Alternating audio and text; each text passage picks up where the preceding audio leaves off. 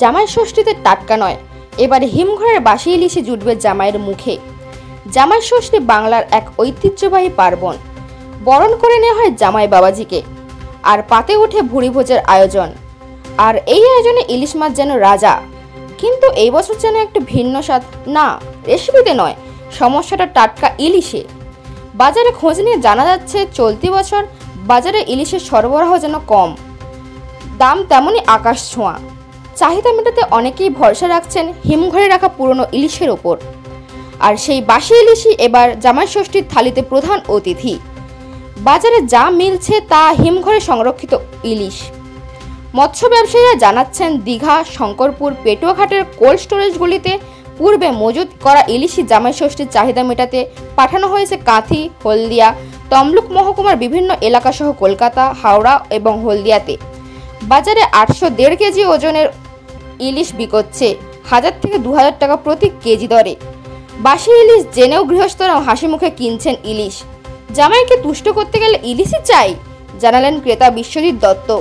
তবে প্রশ্ন উঠেছে, এই হিমঘরের মাছ কতটা নিরাপদ? স্বাদে কি টাটকার কাছাকাছি পৌঁছতে পারবে?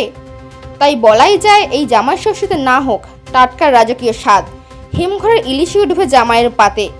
আর মা বাবারাও হাঁপ ছেড়ে বাঁচবেন। বছরের এই একটা দিনে জামাই খুশি তো সব খুশি।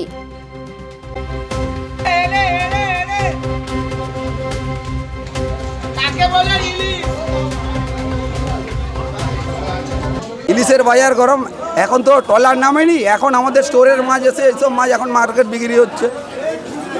অফ সময় মানে এখন স্টোর ছাড়া আর কিছু থাকবে না, এখন স্টোরেই হবে। এখন স্টোর ছাড়া আর অন্য কোনো মাছ হবে না। আজকে ইলিশ 800 টাকা, 1000 টাকা, 1200 টাকা, যেরকম সাইজ ওই রকম দাম। বাংলাদেশের স্টোর আমাদের সরকার তো বন্ধ রেখেছে, ও মাছ এখন বন্ধ আছে। আমাদের লোকাল ওইটার ডায়মন্ড হারবার, দীঘা এইসব এলাকার স্টোরের মাছ এগুলো। গতবারে বাংলাদেশ ব্যাপক বিক্রি হয়েছিল, বাংলাদেশ চালু ছিল, এখন তো বন্ধ হয়ে গেছে, তাই জন্য বাংলাদেশ এখন তো পাবেন না।